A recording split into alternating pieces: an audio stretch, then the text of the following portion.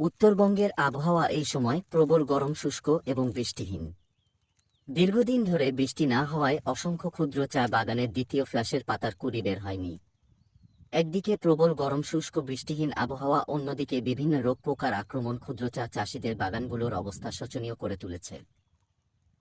খুব শীঘ্রই বৃষ্টি না হলে পরিস্থিতি আরও খারাপ হতে পারে।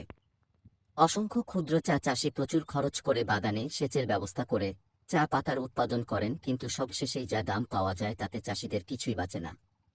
চা পাতার নিম্ন দাম ক্ষুদ্র চা চাষের সবচেয়ে বড় চিন্তার কারণ।